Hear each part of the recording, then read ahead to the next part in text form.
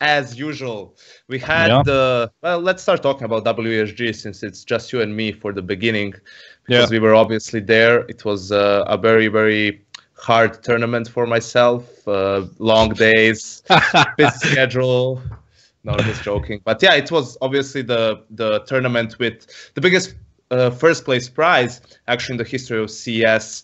First place 800,000. Second place was 400,000. Third place 200K, and the fourth place 60K. So basically, out of the 1.5 million prize pool, more than 90% went to the first 3 or 4 teams. So extremely top heavy, which was actually very favorable for teams like VP, which we were all expecting to probably, at least make it to the grand finals, if not win the whole thing. And we had like teams like Envious, Kingwin was there. So not that many actually, teams or lineups, obviously, because WESG had this format where all of the players had to be from the same country. And seeing as how now we have a bunch of international teams as well, we had teams like Dignitas, former Dignitas, now North, pull out of the tournament, got sent as well, so they could prepare better for the major. So the timing was a little bit unfortunate for the tournament as well. So as you guys can see on the bracket, the big upset, obviously VP not making it to the grand final. Yeah, and also, I mean, Envy scraping through the tournament, has to be said, especially when it comes to the playoffs. Over Tyloo in a very, very intense best of 3, and then Space Soldiers in the semifinal, but then having a bit of an easier time in the finals, actually. I think Kingwin might have just lost a little bit of their steam, finally beating Virtus Pro. Their record against them hasn't really been favorable in the past. I guess they got over their demons in a way, and as we talked on the broadcast back there, you can kind of take it in 2 different ways. One is that you will just become a bigger monster, basically. That's just like elevating your game to the next level, or you're just going to be blowing off steam, basically, and you're not going to be as good afterwards, especially in the tournament. Kind of like you've achieved that massive goal you've had, and then they kind of ran out of it when it came to the finals. Yeah, it was pretty unfortunate, especially because, as you said, Envious was struggling for the better part of the tournament. All the rumors with the potential French shuffle after the major. I feel like it's like every other tournament we hear these rumors of a French shuffle happening again. But yeah, I saw Kingwin play at DreamHack Winter, where they lost to Renegades in the semifinals. And I think I can't remember now exactly. They did beat someone good in a best of 3. I can't remember, but I was like positively surprised by their play, right? Because the second Polish team for a long time was Vexed.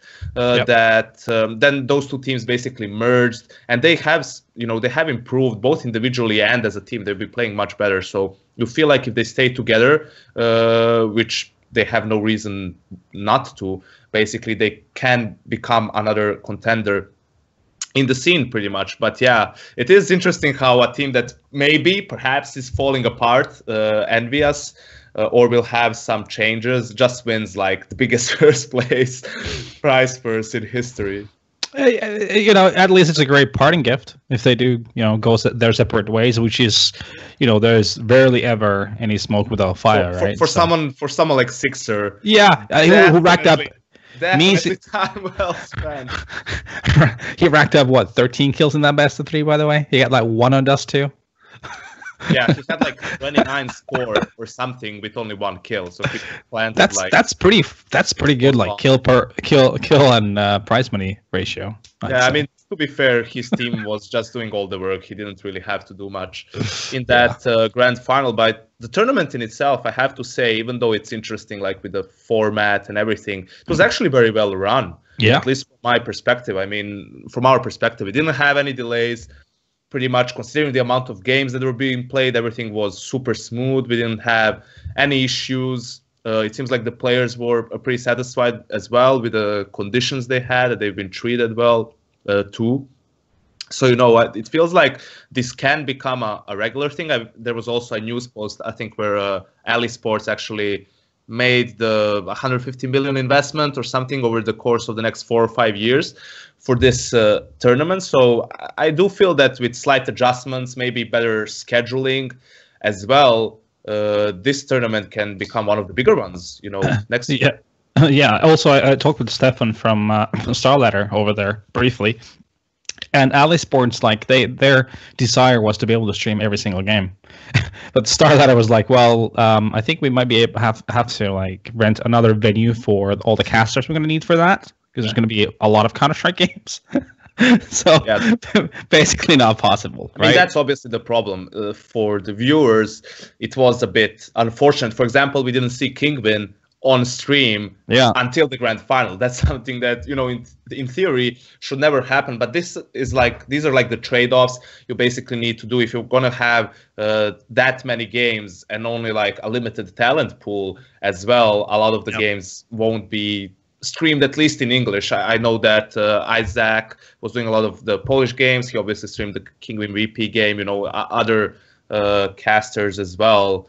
But still, there were a lot of games that were being missed, you know, and it's always a matter of making that trade-off and making the decision what do you want, what would be the best for you. I do feel like, you know, maybe we can digress a little bit to the format of competition in general. I do feel like for the big tournaments, especially the majors, there should be no more best of ones like ever. And if you have to make a compromise, like having a two-stream setup, I feel that's, you know, something that should be done in order to, like, not to save competitive integrity of the tournament, but to make it like really proper in terms of results.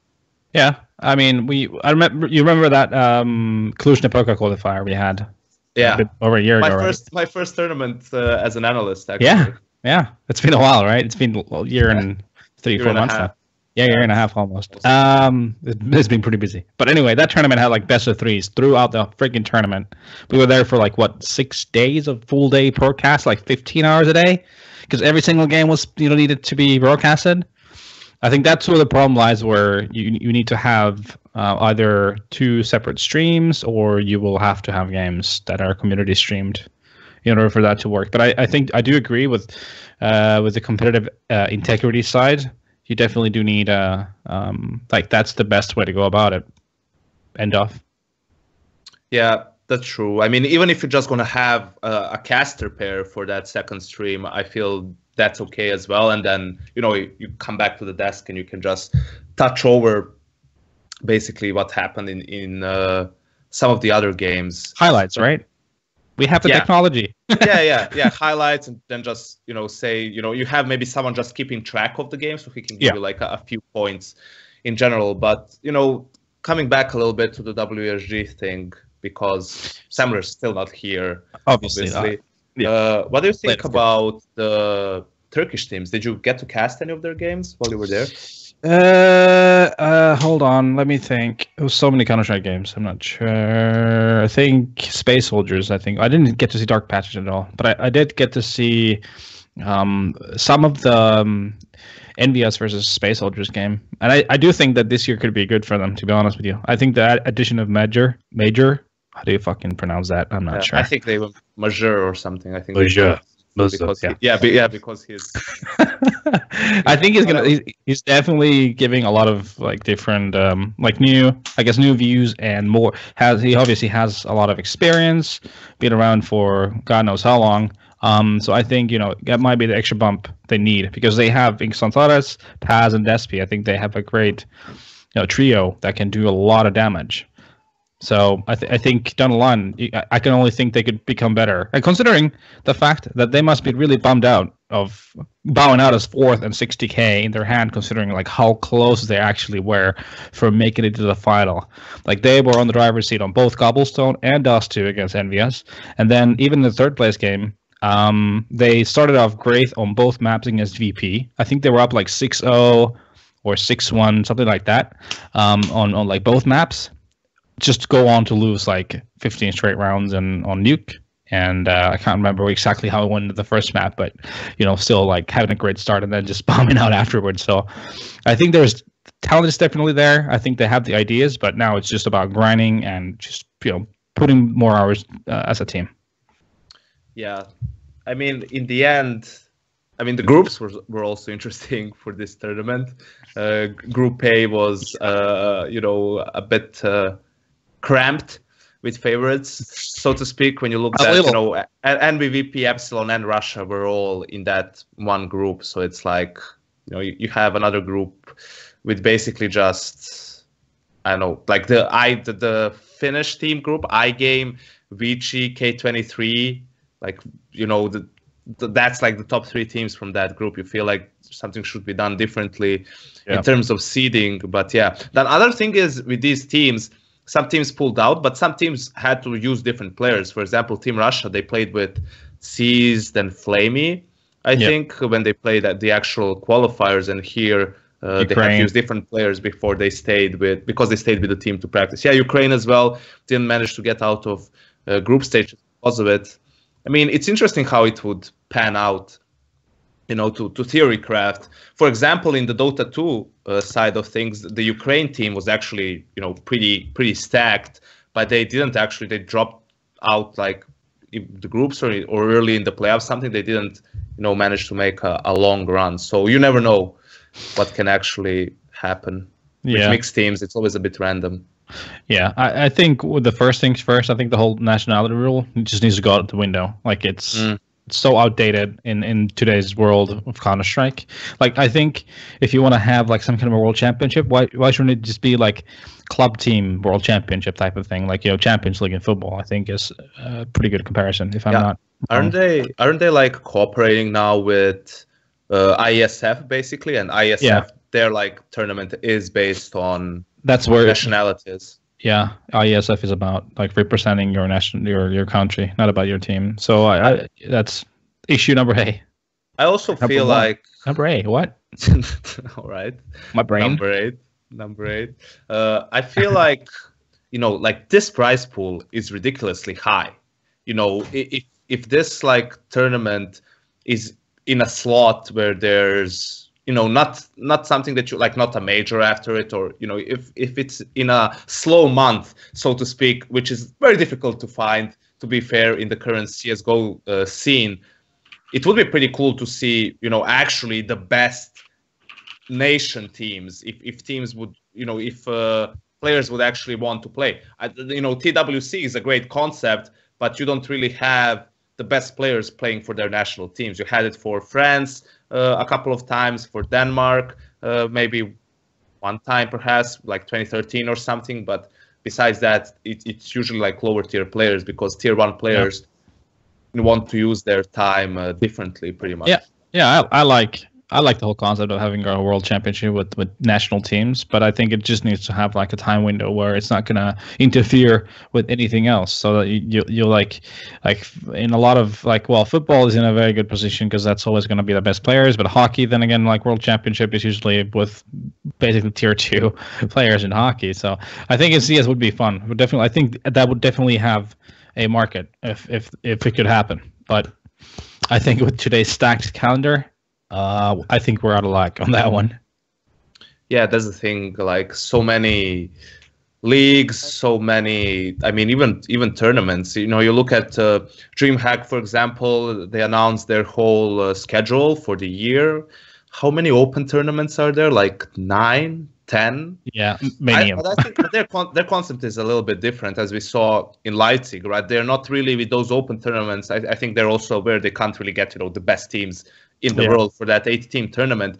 But I think it's very cool that we see these new teams pop up in those tournaments. That gives you, you know, basically an impression of who you can look out for. For example, I was super impressed by Gambit at DreamHack Winter. You know, okay, they won the tournament, awesome, but I was also impressed by the way they played. And I actually think Gambit, you know, once we start talking about the major, I think they're one of the teams who have a good chance of making a couple of upsets, with some luck, maybe even making the playoffs. And also, like at Leipzig, right now we had the new German team, right, also perform really well. We had Flipside win the whole damn thing, actually. And Flipside, another interesting team who will obviously be at the major as well, since they're a Legends team.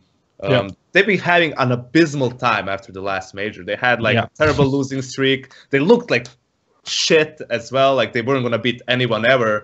And then they make the switch, they bring in Electronic, and gradually they start playing better. DreamHack Winter, you also see, their game improved a little bit. I think they actually knocked out Dignitas at that tournament. Obviously, a big feat as well. And right now, they're looking like, again, they can be a dangerous team at the major. I think a lot of other teams are a bit not scared of them, maybe, a bit wary in a sense that you're playing against Blade, who is like one of the most hardworking guys when it comes to studying his opponents. And then, if you start losing, perhaps that's when you start second guessing yourself and thinking like, does he know everything we're doing? Should we just do something random?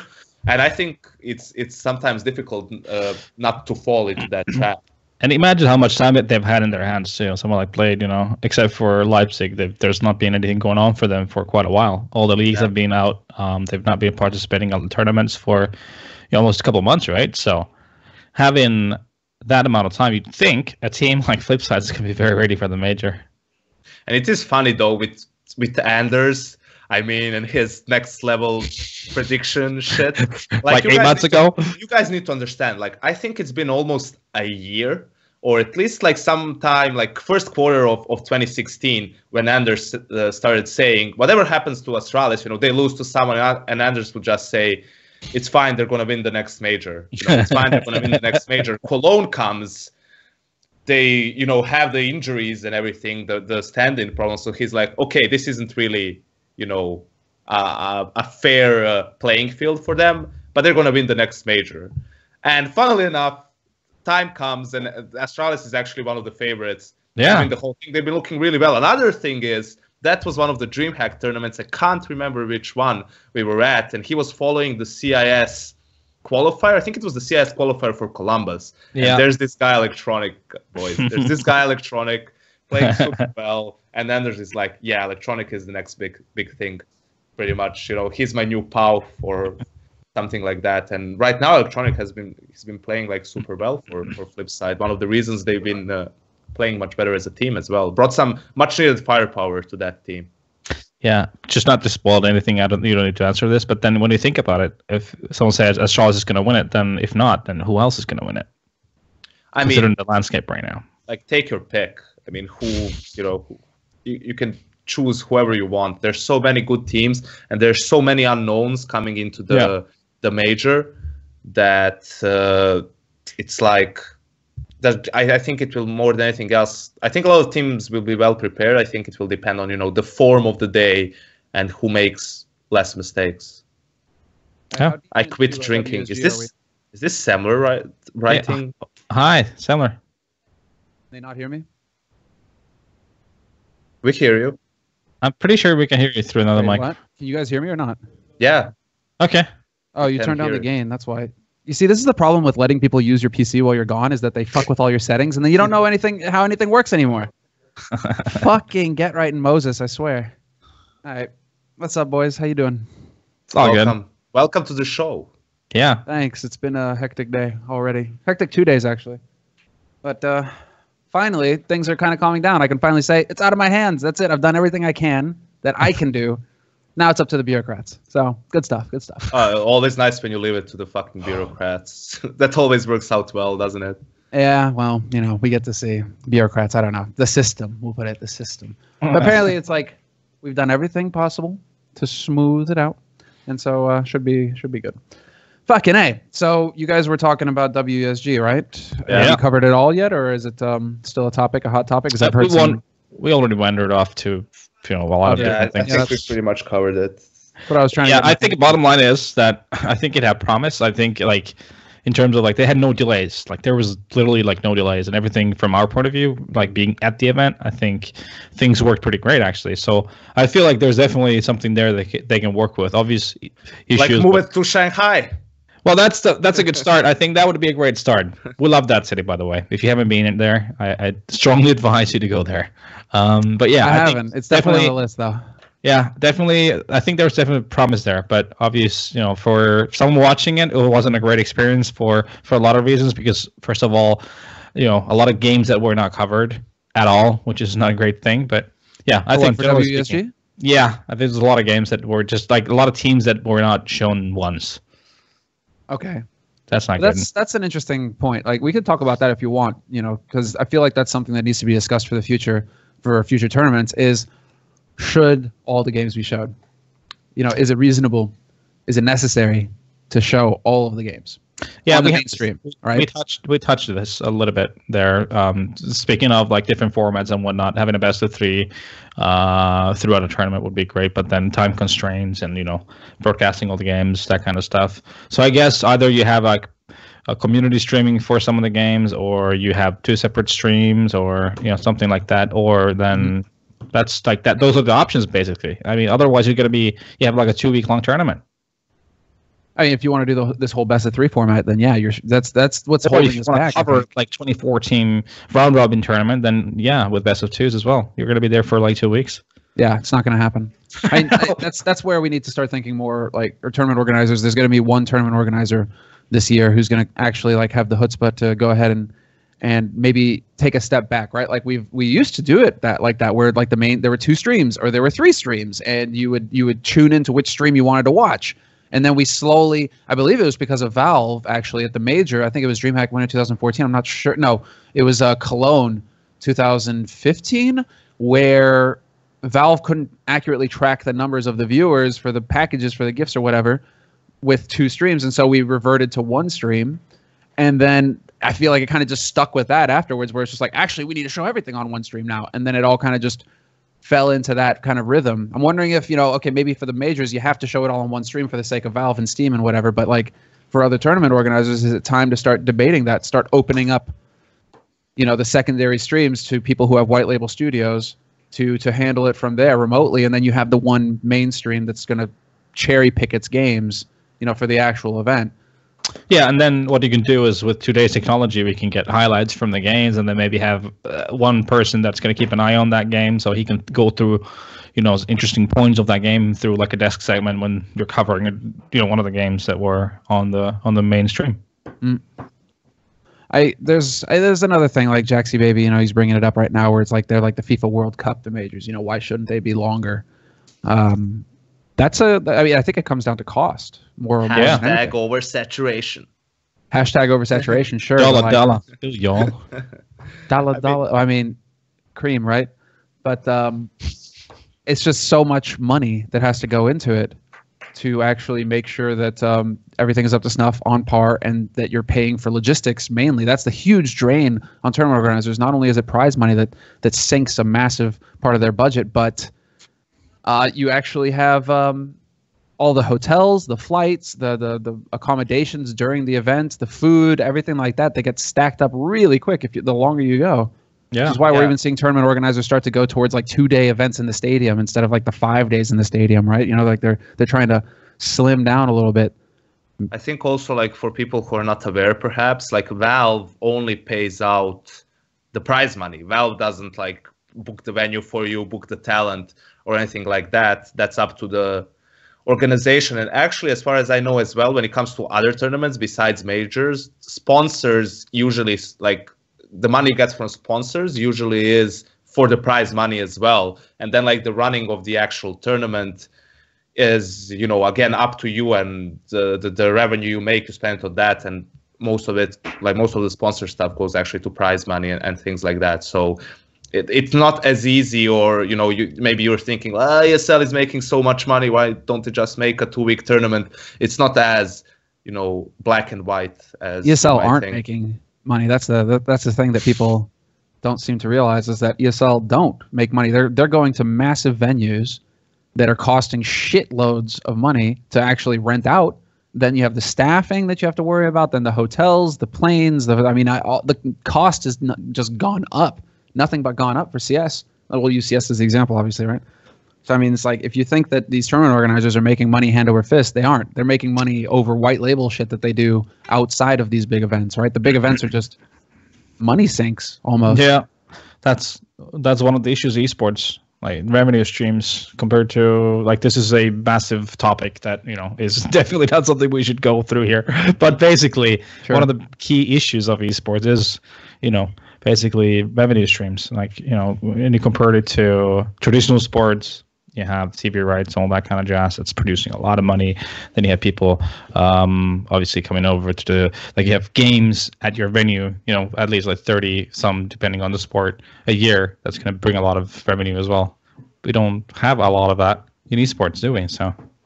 Oh, they are making money in this down. It's just not off of the main events. We'll put it that way. Like, if they make any money off the main events, it's slim, or it's very special cases, like the major, perhaps, where they actually get a cut of the sticker money. For example, a tournament organizer. That's a nice little windfall that's going to come in. And actually, I've even heard of tournament organizers. They take risks, big risks, when it comes to those major events, because they know they can kind of ballpark how much money they're going to make off of sticker revenue, and so they can go ahead and spend a little bit more because they know they'll make it back with the stickers. You know, it's like. It's this whole game that tournament organizers is a tightrope. They're constantly walking this tightrope on just how much they have, how much skrill. Do you feel like Valve perhaps should contribute more when it comes to majors, so we could really have, you know, because that is a flagship event for their game, and you want it to be the best event of the year if possible, right? I mean, if you're using that to promote your game, why would someone else be able to do a better job at it, right? And it's almost impossible because of the costs you mentioned for a tournament organizers to do it by themselves. So do you think like that's something that should happen in the future?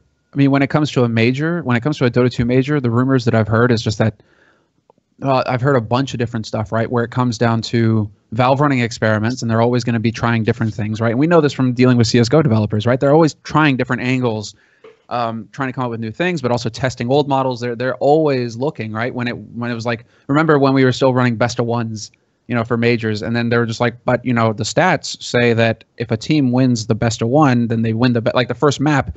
80% of the time they win the best of three, right? You know, it's like they're going off of stats games and stuff like that, experimenting. But yeah, Dota 2 majors, for example, those things don't happen unless Valve get involved, and that's still like a massive cost for Valve. Like, that's a lot of money that Valve have to pour in to have like everything running for a week and a half, or however, like 10 days or 14 days or however long these majors are running, right? Yeah, but their economy is like so good in that system. I mean, especially for the international. I mean, international has such a big prize pool, but people forget that's only like 25% of the compendiums and everything. The rest of the money goes to Valve. So, you know, you feel like, I don't know, Valve is always weird when it comes to that stuff. I don't think that we can only like hypothesize pretty much, but in reality, probably not much is going to happen in that department, it feels like. Well, what we need, what I would love is for us to actually get a real idea of like a point of comparison, right? Everybody's always just like, oh shit, Dota 2 makes so much money, and this is because of the compendium and how they've built that whole compendium scene. But how much money do they make on a regular basis for Dota 2 compared to CSGO, right? And skin sales, box sales, these sorts of things. It would be fascinating to see like what the difference is right between both games, because I don't think that information is actually out there anywhere right now on like how much do they make off of skins, how much do they make off of cases, how much do they make off of a compendium, and how much money of that, like how much of that money goes in. You'd have to look at Valve's books, right? And that's never going to happen. So I mean, we're left to speculate, right? But in an ideal world, yeah, sure, it's like, oh, if you're making boatloads of cash, you can afford to spend just a little bit more. But then the question is, this is the kind of experiment that Valve would run, I think, is like, okay, we're making boatloads of cash. Do we necessarily make more boats of cash if we put more money into it, or do we still make boats of cash putting less money into it? Right? Yeah, true. That would be a real fun experiment, or at least that's something that I would think Valve would really kind of fuck with, because you know that tournament organizers and esports are doing that, right? They're always looking to cut corners and figure out just how much they can do, because they're a business and they're trying to be profitable, obviously. So they're always going to be looking like, okay, do we get the same impact if we spend less or more? Like, what's the game here? So, I mean, when it comes to WESG, you guys, all right, this is the first time they've run a big event like this. You've already talked about it, but let's like just touch on it for any of the new viewers that just came in or people who are tuning into the podcast or anything like that. How did it feel for you guys from like an event organizer perspective, having done Epicenter, having done different tournaments right throughout this year in CSGO? How did WSG feel compared to DreamHack or CS or ESL, right? In terms of treating talent? In terms of, yeah, like treating talent or infrastructure, like how the actual event was run. I think like, feel about it? I think like from the tournament side of things, it was very well run. It was like one of the, you know, I actually don't have a single thing I can complain about when it comes to the actual, you know, games being played time issues, competitive integrity, and things like that. I think a big problem of the tournament itself is, for one, that it's in China, and there are a lot of difficulties when you have to go to China. First of all, almost everyone needs a visa. How you can figure that out, and the obvious language barrier with not a lot of people speaking English, especially if you're in a town like Hangzhou, which is not that big of a place, of course. In a village in China standards. Yeah, compared to some of the other cities, but when it comes to talent stuff, it was pretty basic. It wasn't on the level of some of the other tournaments like DreamHack, like ESL. The hotel was pretty nice. We had shuttles as well. It was just that at the event itself, it was like a shared green room. So you would have people just being loud or whatever, couldn't really focus that much on watching the game, I guess. I think that so many other organizers have stepped up their game that you literally have nothing to think or worry about. So these are not things that basically that are that bad. It's just that you're used to better at this point. Yeah, I think considering that there were so many different components to it, like you had the Chinese guys organizing it, then you had the StarLadder people in the production. Things were relatively okay. I guess you have to understand that there's going to be sometimes communication issues, or just for the sheer fact that it is in China. Things are not always so straightforward in China. Fair. You kind of have to go with the flow kind of attitude, and don't stress about things too much. We had sufficient catering, for example, was pretty good. We had basic food available pretty much all the time, and I guess it wasn't for us. It was kind of even Yanko even more. Oh shit, my phone, my bad.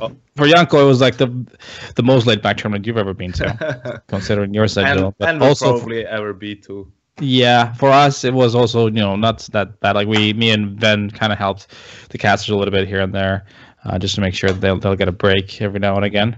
Sure. But I guess overall, I think obviously considering the standards are pretty high right now, it wasn't the best, but still I think a solid foundation for the future. So yeah, you would feel like most of these things could be fixed. It's due to it being a first event. Yeah, they're still figuring it out. Even with Star Series involved, who are veterans when it comes to actual tournament organizing, right? They've done plenty of stuff. Minsk, Kiev, they've just in CS:GO alone, they've run several fairly large events now. So even with their involvement, you feel like this is kind of stuff that can just get chalked up to. Yeah, but the growing thing is pains. StarLadder was mostly in charge of running the tournament itself, and they did a great job at doing that. It was as far as I understood, WSG people in charge of, accommodation, travel, and all that, side stuff, pretty much. Also, hiring talent. I mean, we communicated with StarLadder, but it was actually WSG who, laid out their demands in a sense, and then it was just StarLadder communicating them. I think Vlad told me that there was even some miscommunication there, because they understood that StarLadder just wanted WSG just wanted 5 talent for every game, when it turned out that wasn't the case. They could have had more. I'm not really sure at this point, but it was it was a well-run tournament. It just wasn't anything although we had magic shows and dance shows on stage. That stage production was pretty dope. Yeah. Yeah, we'll watch Saruga Devil and Izzy. The show's going to probably run about another hour or so. So just so you know, yes, we're watching chat. So if you have any questions, guys, any topics that you want discussed, feel free to throw them into the chat, and we can see. We can touch on Leipzig a little bit if you guys want. Yeah, we can touch on Leipzig. Me and Yona were obviously in China, so couldn't keep that much track what was going on. And I'm not gonna lie, I didn't really stay on top of it either at all. I mean, I just kind of checked results, day-to-day results, mainly LDLC, because I wanted to see how Existence was doing. He qualified for Pro League last night, so that's pretty dope. Got to watch some of those games. So glad that LDLC are making progress steadily under the leadership of Existence. But I from what I gathered from the reaction, it was just the Flipside show. Flipside just mauled everything. Yeah, which is pretty interesting. I mean, we touched briefly on it before you came here that, you know, they've been looking like so bad after the after Cologne, you know, so many losses in a row and everything. And now after they added Electronic, they've gradually started looking, you know, better and better. Them and the German team, Big, also like just showing up basically and getting all the way to the grand final. I think that's pretty cool. But I mean, if neither of us watched the tournament or anything, I think it's a bit pointless to talk about it. Maybe like this is an interesting question. What do you think? What do you guys think, especially you, Sam, about if the French shuffle happens? Should like, you know, the players that are left out, like, you know, a couple of them play with Existence? You know, whether they like go to LDLC or they make a team like under Existence. Do you think that's something that's possible? Possible, yes. Probable. I mean, if we're talking about players who,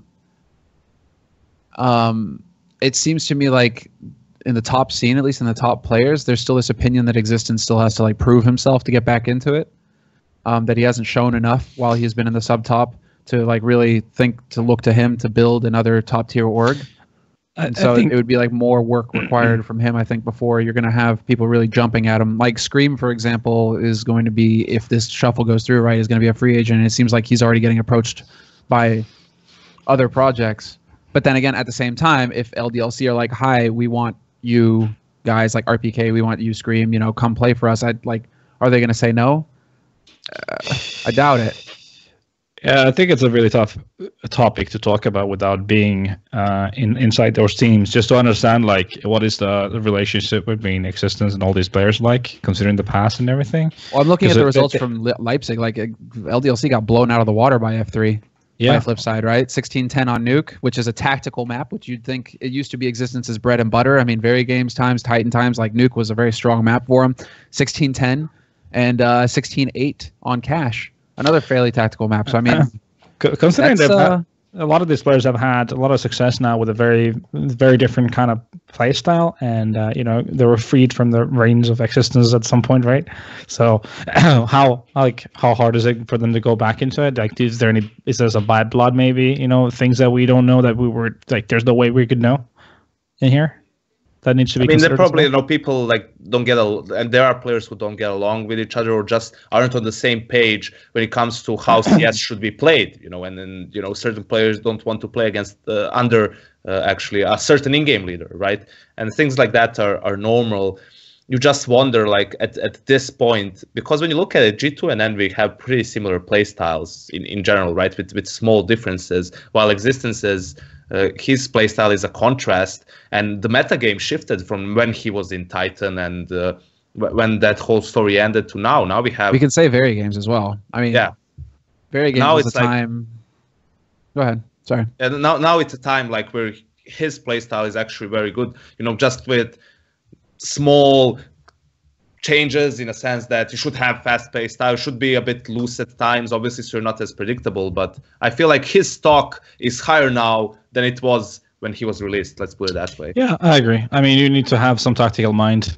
I think there was a period of time where you could just get away with raw skill, but now again, we were living in a period where it does really pay a lot to have someone that is you know, has that certain factor to him to be able to read the game as well as, you know, someone like Existence could. It's like tactics and everything aside. Oh, by the way, Phil is sitting behind me, Chris Bambi.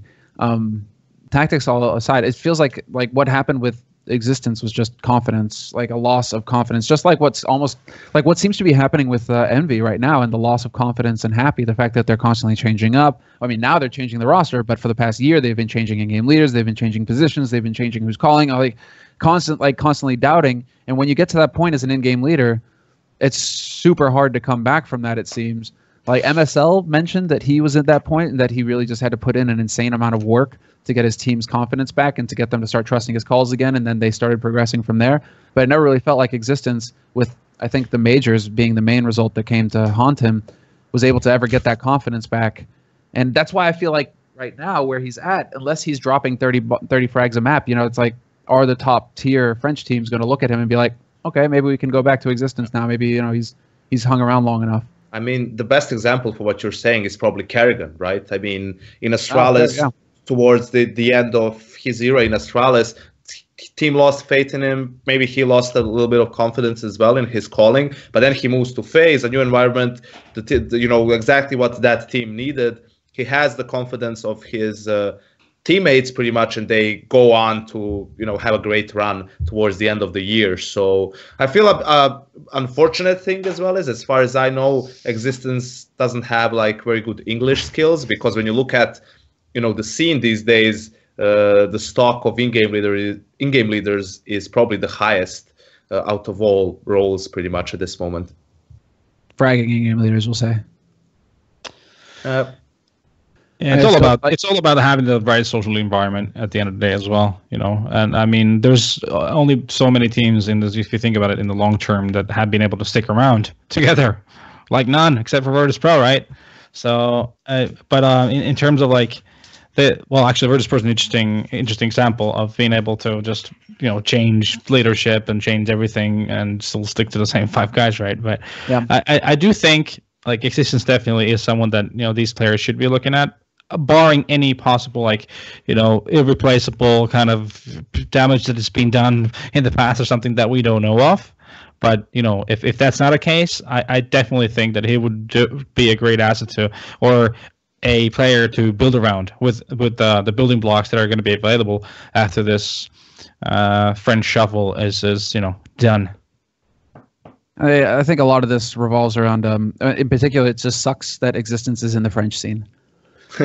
Because it feels like it's a cultural issue. Like I've had this discussion with Thorn a few times, where it's like it just feels like it's a cultural issue when it comes to French players versus VP. If you bring up VP as an example, it's almost like they're just going to stick together and work on the problem no matter what, right? And they'll find a solution, even if it means that they're going to have shit results for a few months. They're going to stick to it, not get petty, and actually find a working solution that gets them back on top again.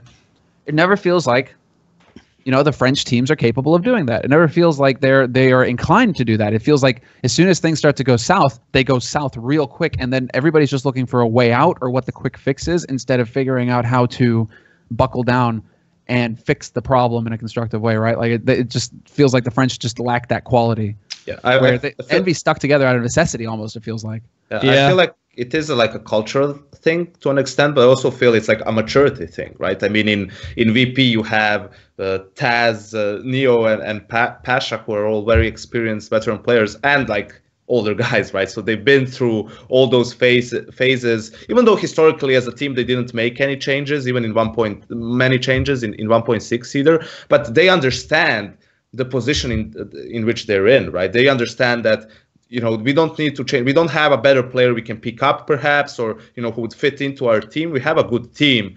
We're gonna have ups and downs. It's just a matter of being persistent to get through all of that. And sure, maybe switching things up a little bit in terms of roles, so people keep being motivated to play and practice. And these teams and these players do have to put in a lot of hours to be able to compete on the top level. Yeah, I don't think it even matters if the in-game leader like every single time says the right thing. Obviously, you're never going to say every single time the right thing, even if it's like something like 75% of the time. All that matters really is that everyone always commits 110% to the things you say, and they don't doubt. There's no doubt in anyone's mind. And then there's all those little things little things you say in specific situations that can make a difference. That some people have the knack for like giving that small input in a crucial 2-on-2 or very crucial part of the game, no matter what it is. It's a part of being a great leader as well, and something that people don't necessarily notice, obviously, but that's the way it goes. So you mean that if you want to be a leader and you want people to work under you, you actually have to work? That's a fair assessment to make. Yeah. What the fuck? Crazy. I wonder how, who can we message real quick? Who's gonna fix that problem? Who needs that? This is it's like talking about the French scene just makes my heart bleed. So let's go ahead and change the subject, right? Let's talk about your second country, Sweden, and the potential Fnatic Godsend rumor that was out the other day about them going back to their lineup from the beginning of 2016. This is just to me like the classic, I'm going to go back with my ex and it's going to be different this time. It's gonna be awesome. You know, we're like we know each other. I know what makes her tick. You know, and sure, like we're gonna change. You know, we're gonna like mature and change. Yeah. That always works out well. That always works out well. Come on, boys. Like this is actually what I wonder. You know, is it the issue with Pronax? Is Pronax the problem, where his style of in-game leading, perhaps like Flusha and JW, just can't get behind? Are they lacking the firepower? Do they feel like they're lacking the firepower that allows for JW to play his ultra-aggressive style, or for Flusha to come up with the lurks? Like, why do they want to just go back to the old style? I hear this is a matter of, when you look at Fnatic's, like, one of their golden eras under Pronax, right? And you look at that team and you ask the question of how much of it was Pronax's, you know, in-game leading, like good in-game leading, and how much of it was just him having 4 amazing players who understood the game extremely well, and they could play very well off of each other. Because whenever you watch Fnatic games, I remember even Desks, when it came to Desk, you just say, well, it's Fnatic.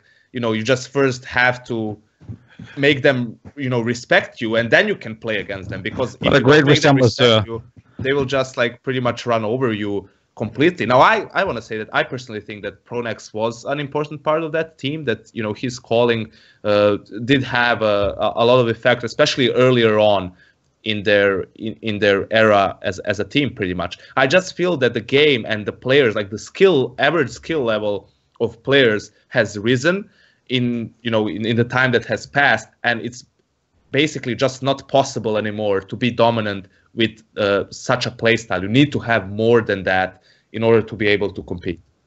Yeah, I was going to say, like, what a resemblance to a certain era before in Fnatic. Hi, Karn. I think he owes a lot of money to Forest. Get right on those boys. Forp. Anyway, I think one of the parts of it too has to be how they set off on the wrong foot to start things off, and then it's been like this constant like shuffle of things for them, like changing things up, not trusting themselves and their instincts, kind of. And it can easily, no matter who you are, it can easily just throw you off so badly that there's just no coming back. All a matter of just a couple, basically, like maybe even a month or a couple of months in early on stages, just not going right for them. That's kind of been the cause of this whole thing. And then there's a glimmer of hope, but then like the next day they lose to a team they're never supposed to lose to, and then, you know, it feels like they're just gone. Like they're the barrier in their like mental state doesn't seem to be too thick at all. Like it seems to be getting broken way too easily, considering the caliber of the players they are. And thickness is important, boys, if you're wondering. Of course it is. Need to be thick. Wait, what? I missed that. It's fine. Let's just move swiftly on. No. I mean, but like, it's fun when we did this documentary, and you touched on this, Yanko, where this was like what actually set Fnatic apart from everybody else and allowed them to just dominate. And I think this is the key thing that made them so fucking good. You touched on it, on the fact that they can get into bomb sites very early on, right? And they could take over bomb sites. They move together as a unit, and they take over that bomb site. But what I think their true strength was, yes, okay, they were explosive, and they could get onto the site through aim and through teamwork. But then what was uncanny was that they never lost the site when they got it. Like, they knew how to play post-plant so well. It was almost like that hive mind. It wasn't about getting onto the site. The hive mind kicked in when they were holding the site, and they just never made a mistake. They never peaked. They never over-peaked or overextended. It was always like one line of contact set up. Okay, that guy's got, like, he made contact. Great, now I'll peak. It was all there, like the fundamentals of CS and holding a bomb site. Fnatic just had it ingrained in them.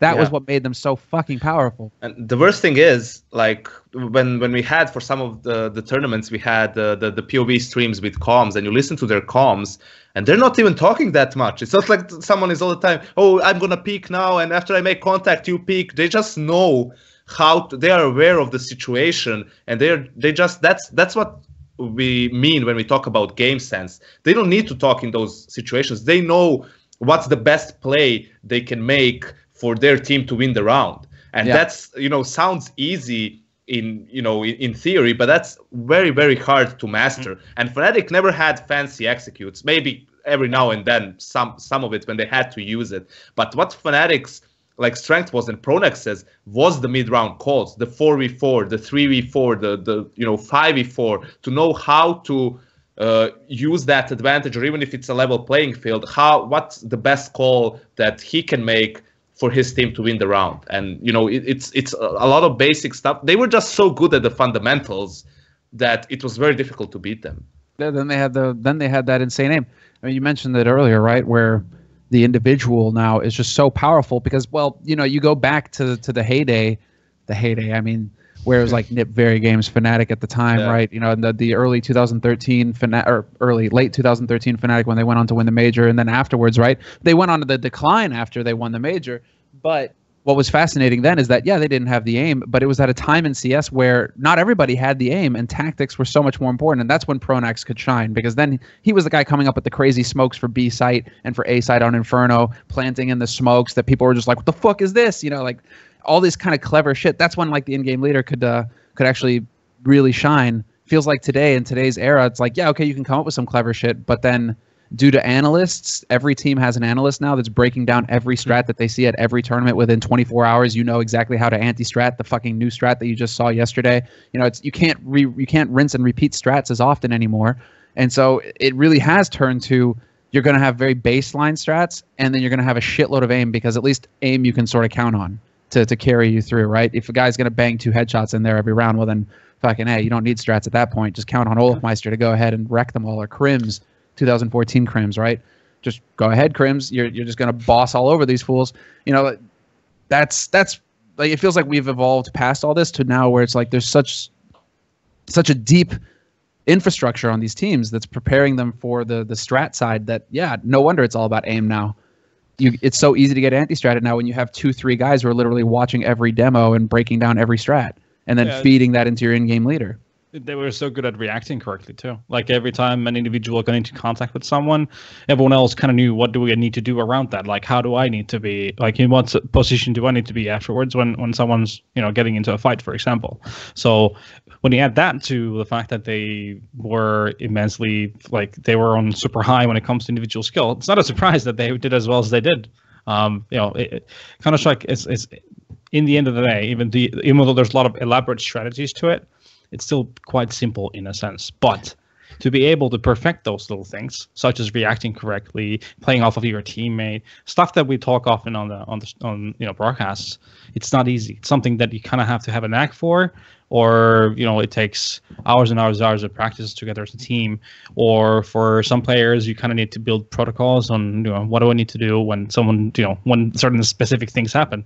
But these teams and these players are so highly talented that they would naturally be able to do the right thing on a consistent basis, and also come out on top of a lot of coin flip situations as often as they did.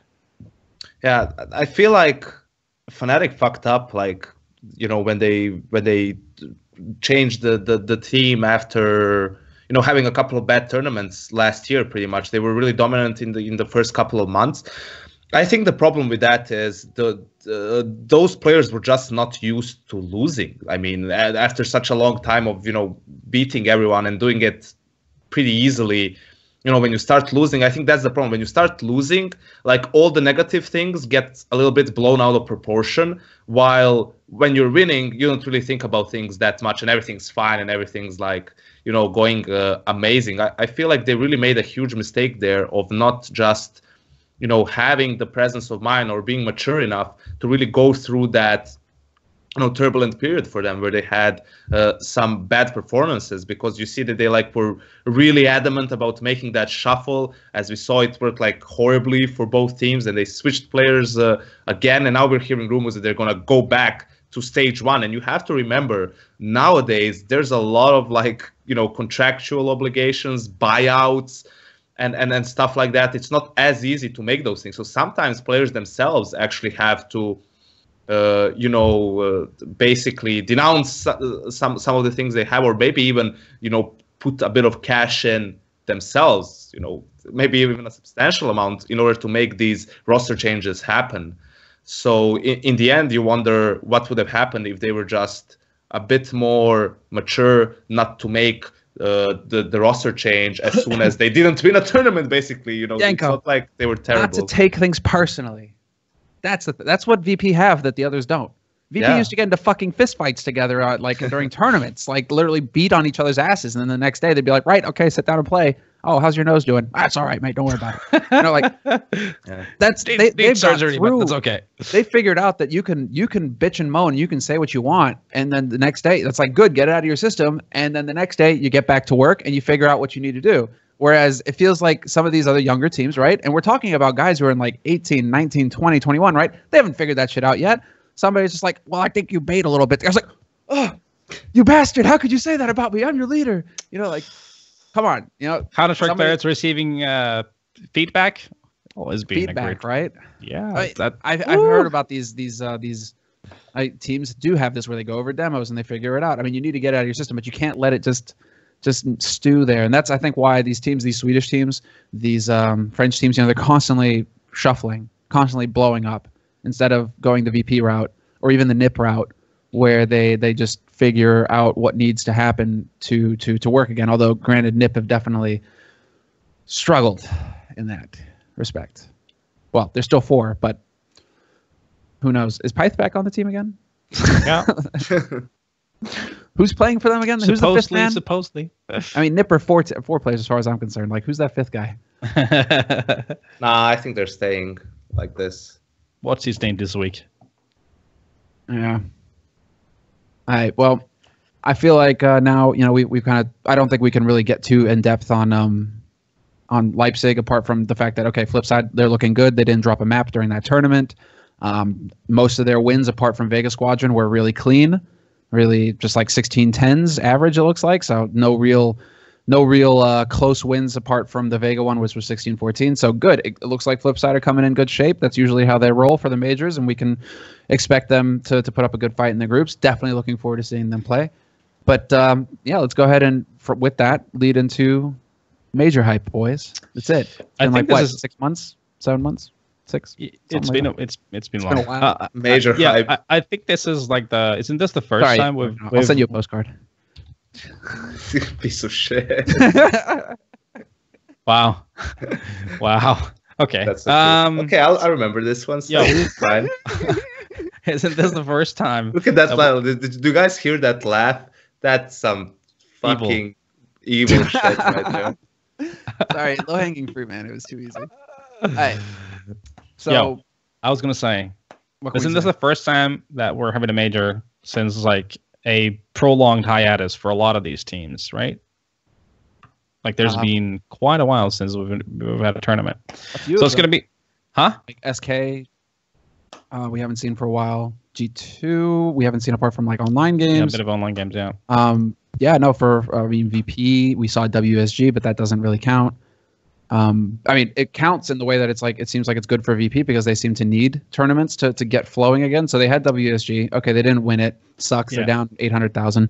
But at least, it's a little bit of a warm up for the major. I think 200,000 third place consolation prize. How much was it? I literally, third place was 200K. I literally told that to Taz. I saw him and I told him, well, that's a pretty okay, consolation prize, and he's just like, meh, okay. Like they've got to be fucking salty because that's the only reason they signed up for that. When I asked them, I'm like, why are you retards going to fucking WSG when you got the major 2 weeks later? And they're like, 800,000 for first place. I'm like, it's like we love money or yeah. I was just like, okay then. And I can pay my mortgage. And he actually won. But yeah, it's ridiculous. Like Sixer, one of the most paid players, highest earning players now from one tournament. But yeah, I think like the tournament. Sorry, I'm going to cut you off. But did anybody else think when Sixer and Envy won that the first thing that I thought was like, well, at least they gave him that before kicking him out of the team, right? At least they gave him like a $200,000 paycheck, before getting rid of him. I mean, not too shabby for a parting gift, severance pay, however you want to call it. There you go, right? Not too bad. It's all right. It could have been worse. Could have gone out last place and then be like, well, fuck my life. Now, at least you're getting kicked out of the team with like the worst possible timing for you, unfortunately. He didn't do bad, but there's just timing. At least now you get out of it with 150 grand in your company, and then you're not hurting as much. Easiest money of his life. There we go, baby. There we go. Okay, sorry. Yanko, I cut you off. I mean, I think this major is going to be actually super exciting because all of the teams, or most of the teams, have had an extended period of time where they can just practice and iron things out. And we were talking about a lot of these teams, in tournaments that have, whether it was Eleague or ECS finals or whatever, a lot of these teams actually just need more time to practice. Teams like FaZe, for example, with Kerrigan, they've been constantly playing tournaments. Teams like Mouse Sports with some of the changes, Fnatic obviously got sent after their change. You look at Navi, again, a team with a lot of potential that really needs to iron out their map pool. For example, even a team like Astralis, who has been performing really well, they didn't have the amount of time they would have liked to have to basically practice. And another thing that's going to be interesting here is when you look at that many teams who needed like practice time, SK as well with Fox, and we had SK and Liquid come to Europe to practice. How did scrims look like between these teams? How much did you give away when playing different teams? And I know for a fact that a lot of the, whether in-game leaders or coaches, actually take notes during practice of what their opponents are doing. So, you come into a tournament and you have this list of what people were running against you, some of the tendencies, maybe some of the rotations you caught. So even though we didn't have that many official games, or basically any for a month for these teams or longer, I still feel like, there are things that will be done in terms of preparation for their opponents. Well, isn't it the case that this is in particular a tough tournament if you're talking scrims to prepare for? Because it's not like, oh, you have 4 groups. Cool, we can play against the guys in the other 3 groups. We just need to ignore these guys, right? It's like anybody can play anybody in this group system almost. Yeah, like you could potentially run into the person that you've been scrimming for the past week. Yeah, and you can't really, you have to practice. You have to put in good practice. So you are playing against a team that you're probably going to meet, but you can't really hide things from them. You have to play all out to see what's going to work for you or not when the major actually comes, right? Yeah, I mean, it just means that you will just need to have a wider library of strategies, basically. Your playbook just needs to be really, really thick. So in case you do... Back to thickness. So, let's see. Well, shots. Yeah, go. Shots. Scar 20 shots. Swag 7 shots. Which shots am I missing here? This is the playbook, right? So I've got 4 pages so far, guys. Maybe some 5-7 Deagle shots. Okay, that's 7 pages. That's some what we're going off level, right? Stuff. We were watching him play at WESG. He had the best pistol strategy. Just buy a Deagle, get a headshot. Work twice. But anyway, I mean, it is true. Like when you practice towards a tournament, you're not going to be holding back all too much, because you do need to grind and play against different kind of CT styles as well, running all your executes over different CT styles, so you see the weaknesses as well. But then when you do go into this kind of situation where you just don't know who you're going to be facing at the tournament, and you're obviously going to be practicing against pretty much everyone that are going to be at that major, then it just means that you will just need to have that library in your hand, that you will have to know that, okay, we scrimmed against them in these maps, and then they'll know these kind of things we do. Obviously, the hard part is that it's super hard to start, like you can really overthink it. And like when it comes to rotations and things like that, you start like trying to fake things in practice or stupid things like that. I know that some people actually have thought about this. But yeah, that's the kind of things that you do write down as a coach. Definitely you go through like basically round by round on tendencies they'd like to do. If they get a mad advantage, which bombs I do they usually go on a default? Or if they're man down, what do they do? Which bombs I do they stack once they decide if we're down numbered? All that kind of jazz you write down, and the kind of things you do. But this is what analysts are all about, bro. Yeah, like, this is where the game changed. Like you got coaches, yes, you got in-game leaders, sure, but you were literally paying a guy or two to just sit there and not even need to break down strats, just be like, what are tendencies? Like they're up a man. You're right. They're up a man. Which site do they usually hit? 9 times out of 10, they're going to go B site. That's analysts have completely changed the game when it comes to CS. I think, like now we're going to really see like the depth and the ability of in-game leaders to change up and read each other, because you're going up against this whole wall of information that some guy is shipping to you that is going to just basically put your opponent in their underwear. There's not going to be anything to hide. You're going to see everything. Can you live with that? Can you figure it out? Yeah, but I think that's where it's important to set up a good game plan, something that can't really be that much anti-threaded that much, right? You want to have like good basic stuff, because against certain, like for example, against certain CT setups, there's always like a good way to counter it, right? It's just a matter of getting a read on their setup before they, you know, come to you and before they kill you, basically, right? So there are things that are fundamentally solid, and when you devise your game plan like that, it's really hard to counter it, even if you know it's coming, because to do that you need to do some, you know, unorthodox things or something that's not optimal, basically, which involves a lot more risk for the same amount of payoff, right? The problem comes when you have a lot of like blind execute, set strats that you basically execute with set smokes, flashes, and molotovs that doesn't really depend all that much on how the CTs are set up, for example, but you just think it's a good execute you've like devised and you want to go for it. And then is when the anti-strategy comes in and you see, okay, when these smokes fall, for example, or when this Molotov falls, watch out for, you know, a player coming this way or something like that. That's what can be anti-strategy. But I think now more than anything else, teams anti-strat each other by looking at reactions. So what happens, what do they do when they're 5v4 or when they're 4v5? Or if they lose a player, like let's say on Nuke, if they lose a player on Yard, what is the rotation? Which player goes to secret? How do they play it out? And then when you know that coming into a game, you know how to exploit those things. So it's very important to be diverse in your play, obviously, because if you're one-dimensional, you're predictable and you are much easier to counter. And then also, if you spot someone else in a position that he usually is not in, then, you know, being able to react to that fast enough can be really a round-changing thing.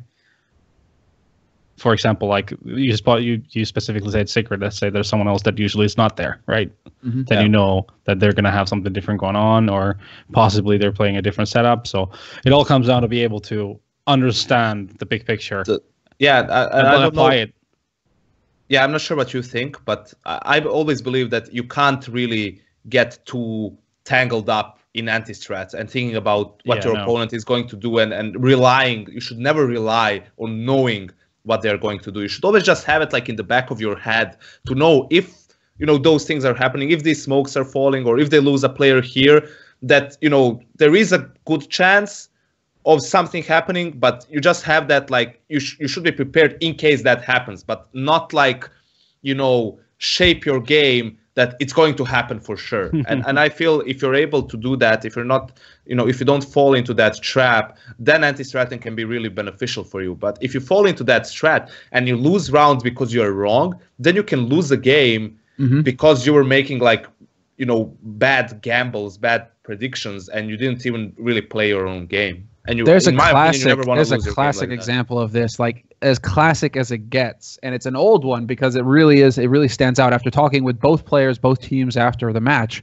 And if you're looking for an example of this, like what happens when you get too deep into anti-strats and you start basing your game around that and it ends up costing you the game, go back and watch DreamHack Winter 2013 semifinals between Complexity and Fnatic and see what happens there.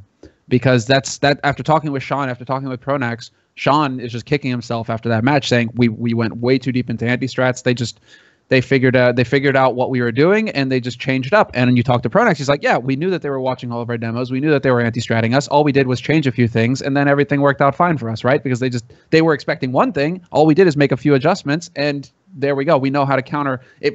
That was like when we were really starting to get into mind games between in-game leaders, right? Like how deep do you commit to an anti-strat or not? And why I think a lot of teams these days, or a few, right, of the top aren't even considering anti-strats. They're like, actually, we just kind of focus on our game so that we're not getting caught in that. We just dodge that trap altogether, where we're not even really focused on them, apart from maybe a few minor details or what we figure out during the game itself. We're just focused on our strats and like what we're doing, and we completely dodge that, right? But worthwhile to go and check out that semifinal, because that was like as clear as it gets, where a team is just dead in the water because they're completely off and they don't know how to get back out of it. Yeah, but when it comes to the macro game in CS, right, you know, in-game leader against in-game leader, team against team, it always comes down to, or at least most of the times, you want to be a step ahead of your opponent, basically, right? You want to be the ones dictating the pace, making the plays, and baiting reactions from them for which you are already prepared, because you know what you want to do, pretty much. And that can be a number of things that can be something related to the in-game itself, like the executes to go for and stuff like that. But it can also be something, in a sense, out of the game, what you just mentioned, where you know that they're going to anti-strat you. So you just switch your game plan a little bit and basically you just outplay them, right? You baited them into anti-stratting you switch things up, they don't know what they're doing, and you have a much easier time playing the actual game on the server. Yeah, it's always been a thing. I remember even like back in the day, like seeing a team watch demos, and then I literally like confronted them, like, "Hey, yeah, I like that strat. What do you think about it?" I really mindfucked that particular person, no names mentioned. And then eventually, like, I remember we did like one of those strats that he'd been looking at, and we just did it literally the way that it was done in the previous ones. And you could just see that there was no reaction from them at all. Like they would like they wouldn't rotate at all. And that's just like it was some kind of a fake. And there was like no rotation whatsoever. So that might. They were like, "Holy shit, he's in our head." Yeah, exactly. And that game was probably the easiest I've ever had. Ever. Just being able to know that they know, and then they know we know. It's one of those games. Just so much fun. But yeah, overthinking, bad thing. Let's tighten up a little bit here and just start talking about matchups, because we know the first round matchups already for this tournament. So that's something that I feel like we could kind of get into a little bit, because right off the bat, and what's interesting to me is that these teams also know. So, we're talking about anti-stratting, we're talking about mind games.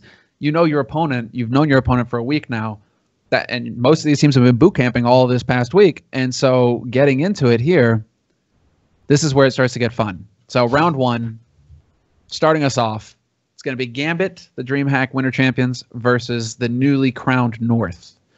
The Lions, I guess, whatever. There are no lions in Scandinavia. Why do they have a lion as a logo? I don't know. But in some zoos, yeah. Yeah, there we go. They that's maybe what happened. Dane went to the zoo and was just like, "Whoa, that thing is really sick, cool."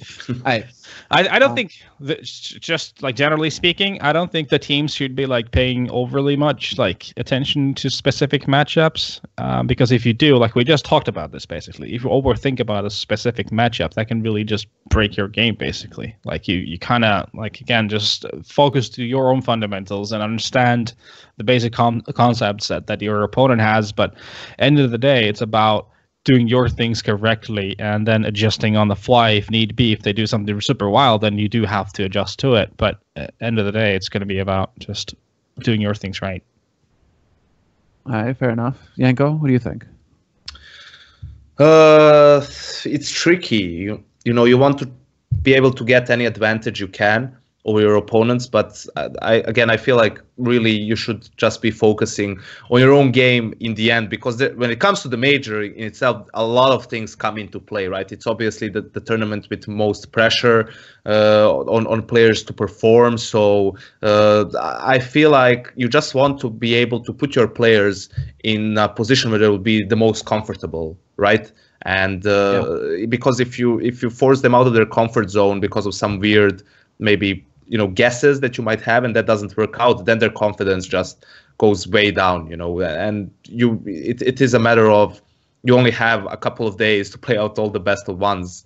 So yeah, I feel like you don't really want to be anti-stratting too much or relying on predicting stuff or guesses.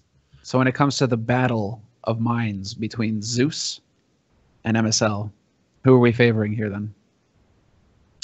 That's the thing. Like Gambit for me is one of the teams here that has a really good chance of making a few upsets, and with a little luck, even make it to the playoffs, in my opinion. That being said, we also didn't see Gambit for a long time.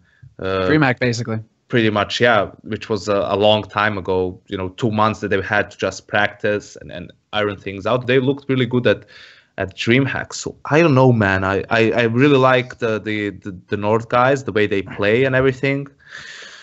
I'm going with Gambit in this one. Okay. Natu, what do you think? Yeah, it's very tough considering the extended break from the limelight that this team have had now.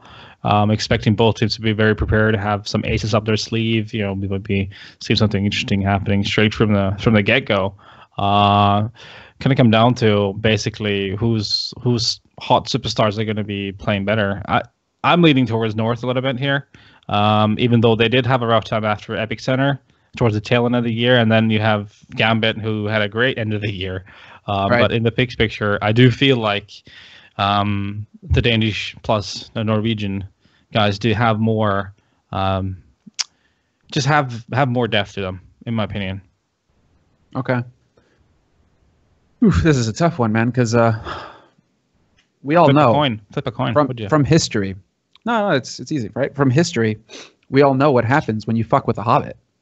Motherfucker blows up your entire mountain, your castle, ruins all of your army. I mean, dude, it's lethal, man. It's a bad deal. So, North, they may be badass Vikings and all with like some lion fetish. They're gonna need to come up with some pretty big like claws or something here to handle this little hobbit guy, because he's gonna have his mithril chain vest on, his coat, and you're just not gonna be able to get the fangs and the claws through it. That's it. So I think that Gambit, they've got nothing to lose. Like, we're gonna put it this way. I think that this is that classic case of like North, of course, a lot of pressure on them to perform.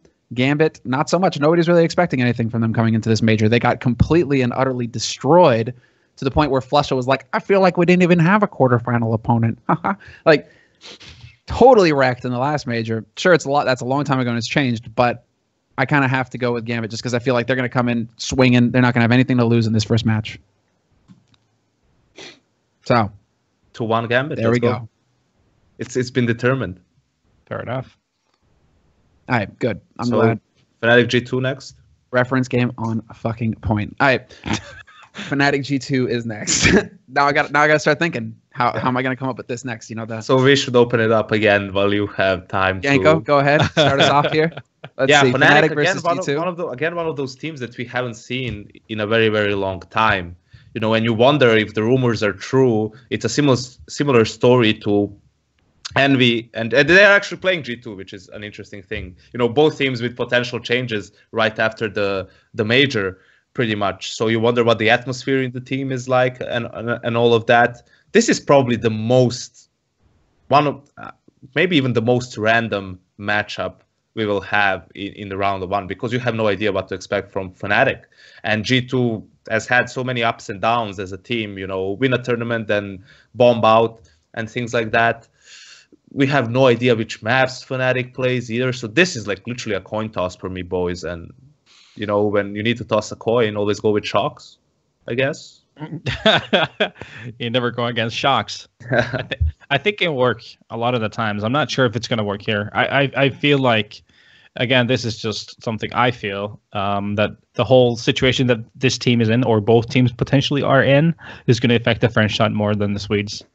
I feel like the cultural difference here is pretty big in terms of, I can see G2 just like stopping communicating altogether and like becoming very individualistic and like not playing at all as a unit, even though we know it's a lot of the times it's a scream, it's a shock show, and if those two motherfuckers really get their game going, then it doesn't really matter who you're playing against. Shocks is a pretty good prediction at that point in time, but considering the circumstances, I'm leaning towards Fnatic here.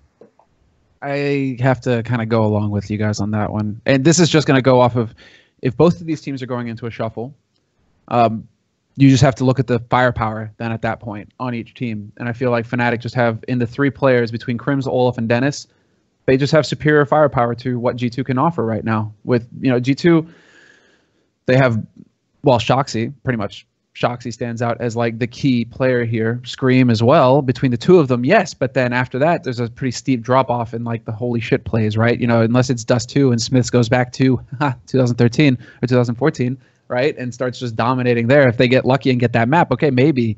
But apart from that, yeah, I do have to side with Fnatic. I think they're just gonna have that Swedish magic mushrooms, right? They're gonna go berserker fury and just fucking rip that baguette to shreds. So, wow. Moving on to the next one, SK versus HR. Do we want to just keep the same order? Natu, actually, we're going to change it up. Natu, you go first this time. Natu, what do you think? SK versus HR. Yeah, interesting one for sure. HR finally making it to the major. Everyone's almost thinking Oscar was the key to success, but apparently he was the problem, because now Dead Fox being on the team, HR looks more like a team. Their T sides were actually abysmal for a better part of the time where Oscar was on the team. But finally, they've actually shown off that they can do things on the C side. It's just not like hitting a bomb side very direct, like very one-dimensional kind of Counter-Strike. Instead, they actually look like they have different kind of setups. Also, CT side, no longer just one-trick pony, where it's going to be Angel pushing everywhere and super aggression, either winning or losing the games. But they are playing as SK, who are obviously in an interesting situation with Fox on the lineup right now, and we all know it's not going to be a permanent basis deal. Is that just for this major? But they've had plenty of time. We know that they're really good at preparing for tournaments, and like they don't leave any stone turned in terms of when it comes to majors, when it comes to, well, any tournament, but specifically majors. They did win a couple last year, so I do. Two. Huh? The only two. Yeah, exactly. So that's a pretty solid track record right there. I do think SK definitely is going to win this, but HR are not going to be. I don't think it's going to be a blowout though. I feel like HR is going to make it tricky for a lot of teams in this tournament. Yeah, here we feel as well, if HR were to beat SK, preferably they would, have a lot of data on them, be able to anti-strat them a little bit, or at least be prepared for them in a sense. This way you have no idea how SK is going to look like, not individually, but as a team. Are they going to run the same style? Are they going to change it up so they, basically surprise everyone pretty much? I think after the time they've had to practice, I think Fox will do fine. He's had time to play individually as well, get back into shape. And they've also had time to, introduce him to whatever system they want him to play in. And I think he's going to be a good teammate for them, a good stand-in, pretty much. And I feel like SK is going to take this one without too much problem. I think there's like one main point that needs to be made in this particular matchup, right? And that's Zombie Fox, Dead Fox, right? Zombies trump living.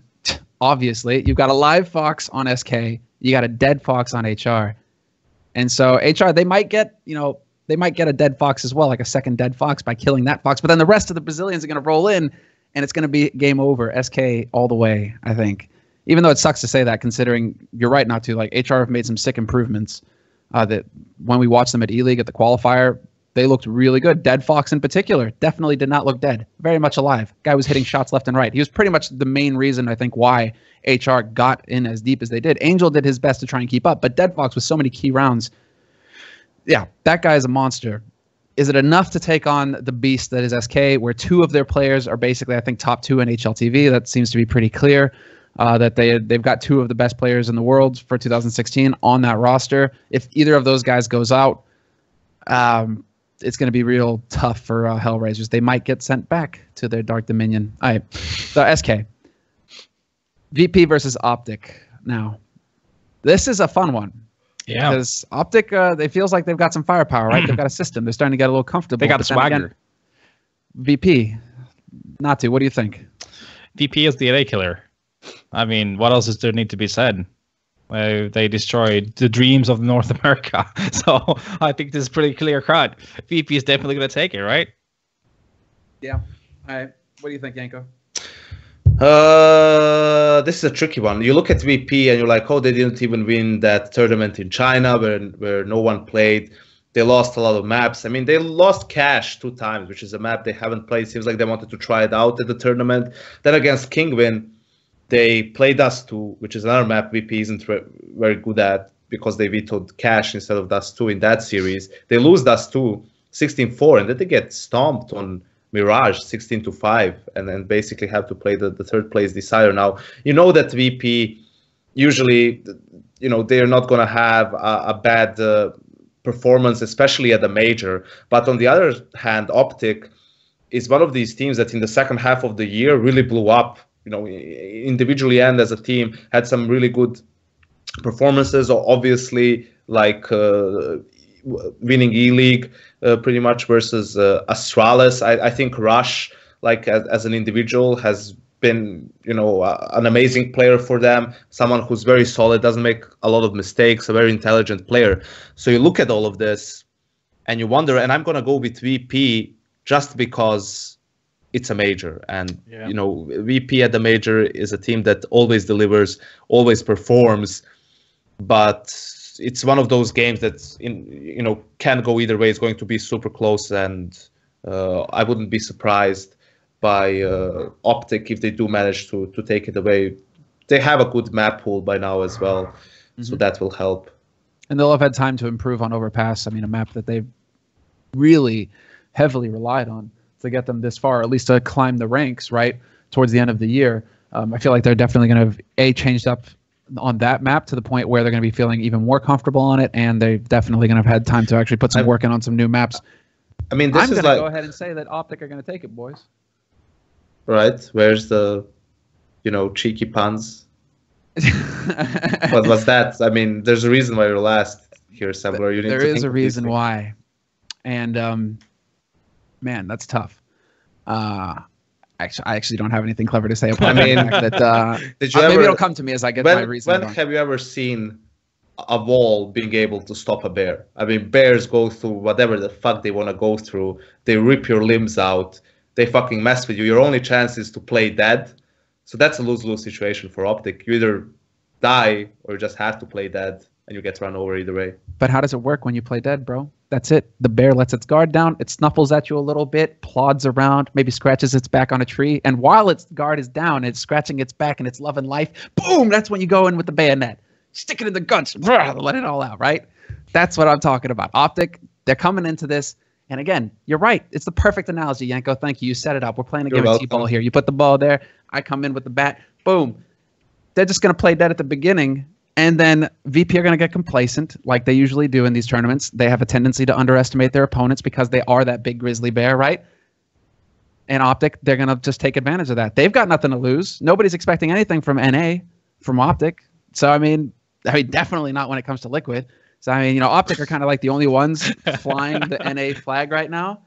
But it's not going to be I don't think that VP, unless they can get over this crutch, this problem that they have in their head where they can underestimate opponents, and they do think that they are the NA killers, that they're going to take down Optic this time. I think Optic are going to come in swinging, and they're going to go ahead and start off 1-0 in the groups.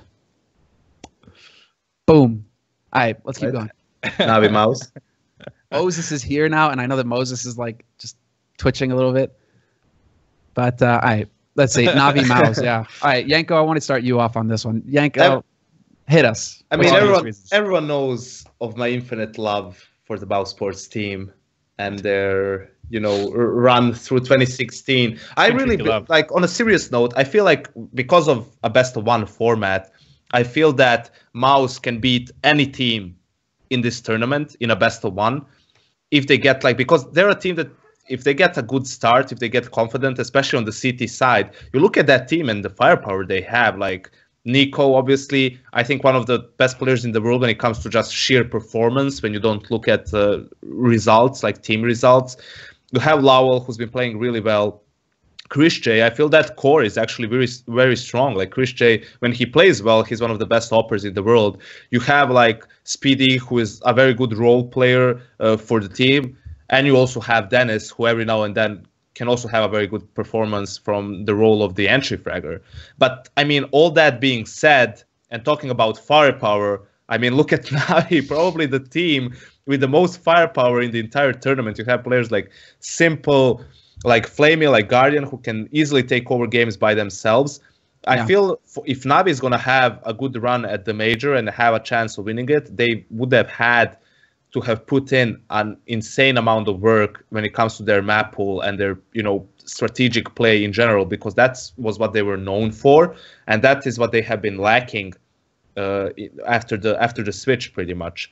So I feel like Navi will have what it takes to at least beat Mouse in the first round, and we'll see about later on. I'm gonna cut in here because listening to that setup for Mouse, for some reason, it's perfect, this camera view, because I can just picture, the bed sheets ruffled, Yanko and Nico lying there post-coitus, pillow talk. And Nico is just like, no, but Yanko, I swear, Spitty, best support player I've ever played with. And Yanko's like, shh, Yes, Ticorillo. Yes, that's right. That's right. You just took it to a very, very dark place. You're my star, Tico. You're my star. Just and took it to a very and you get free food a little bit, and everything is great. I mean, that was digging deep, Yanko, but it was good. I liked it. It was very deep, almost as deep as your grave will be. Moving swiftly on. Natu.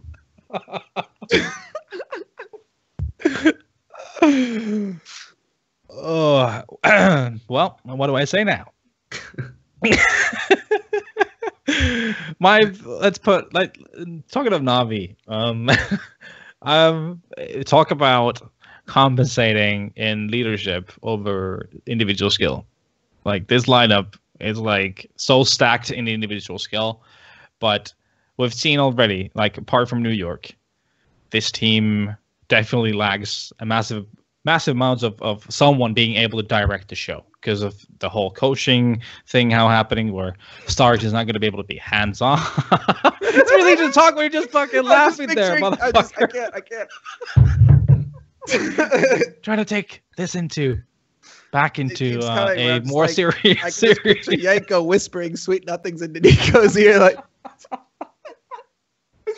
fuck. Sorry, man. Sorry. Keep going. Oh my god. You got issues, Semmler. Yeah, you do. Get the fuck out. We don't.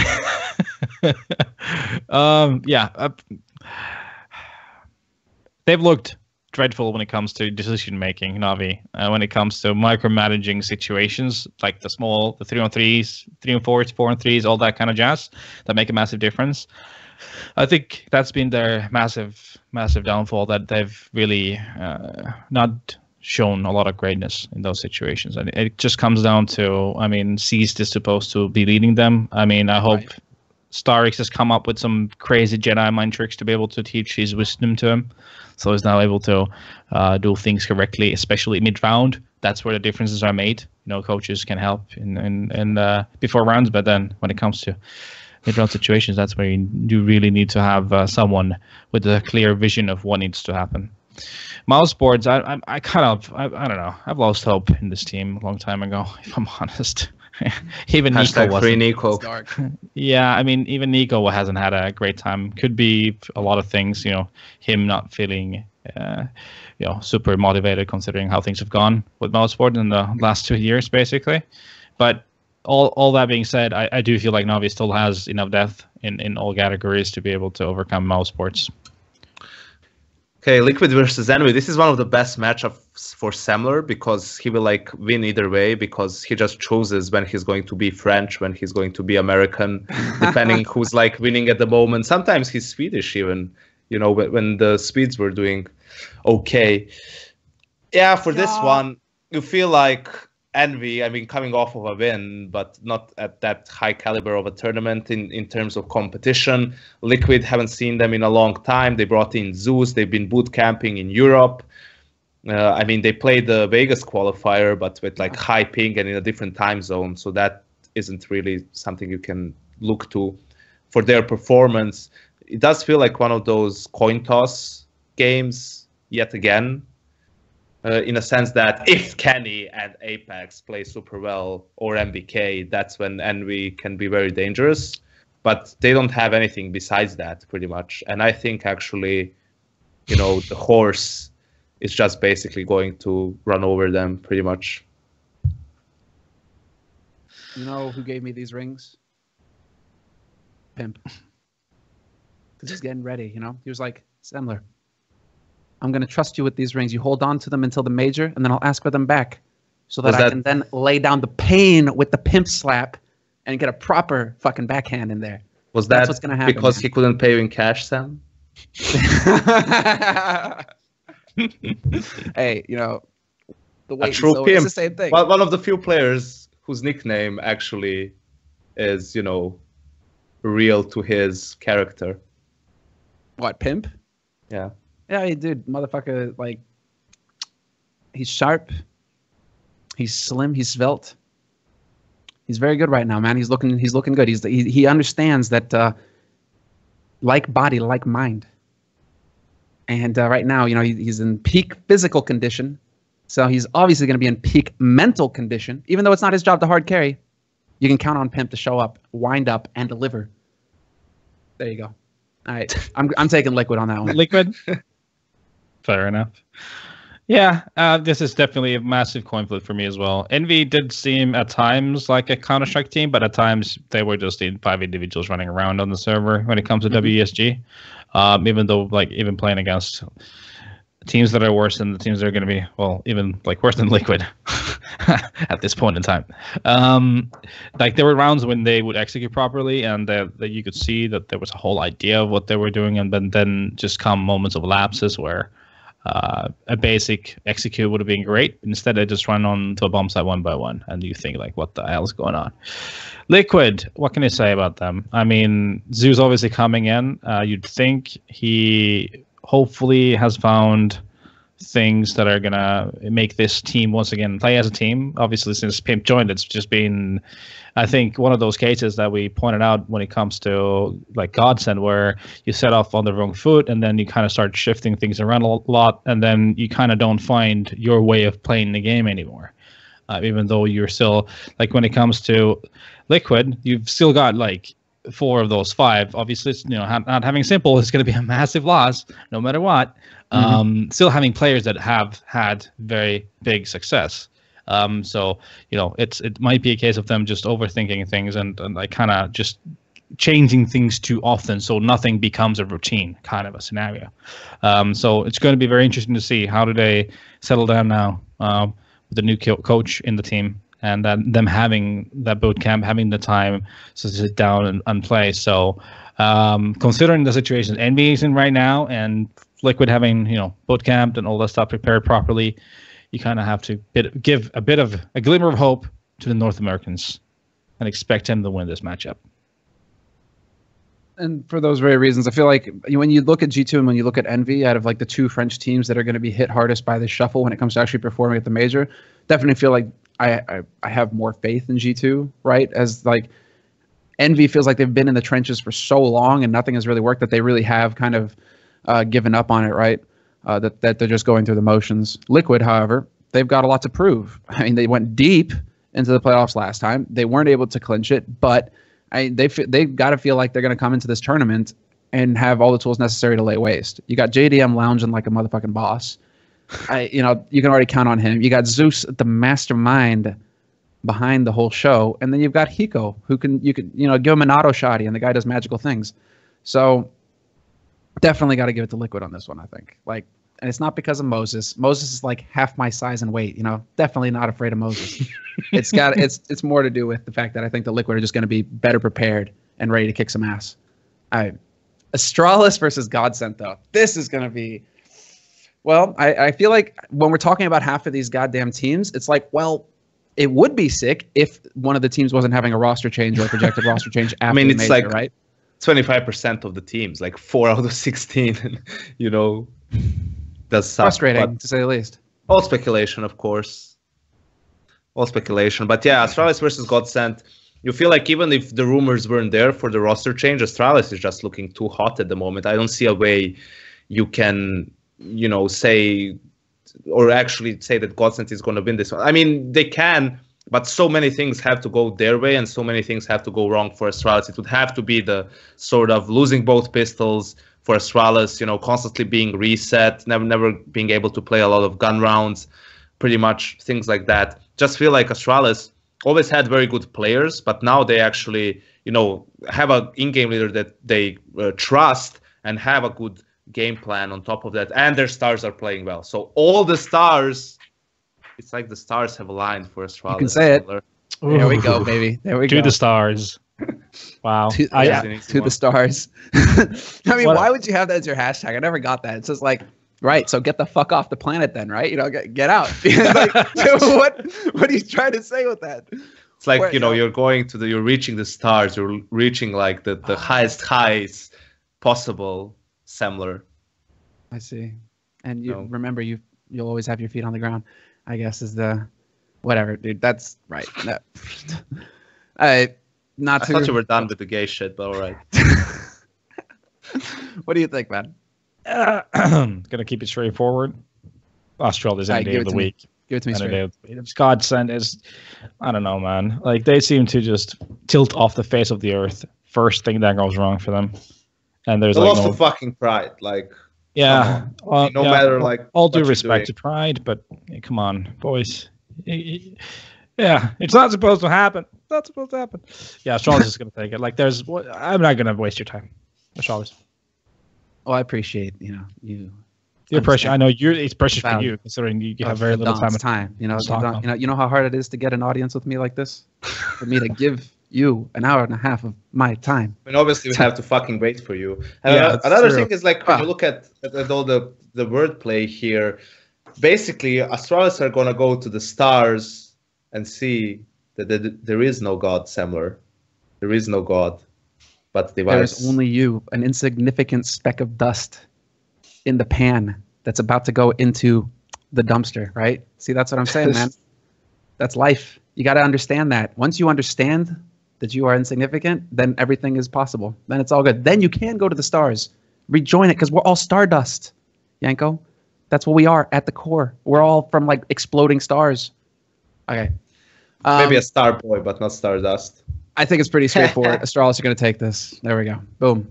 All right, last game of round one, then. We've made it. It is the last one. There's going to be 8 best of ones, pretty much through and through for like 5 days. So lots of game, guys. Lots of games to start off the group phase. And then we get into the playoffs, and it's all hunky-dory and it's good times. But the last game of round one, Flipside versus FaZe.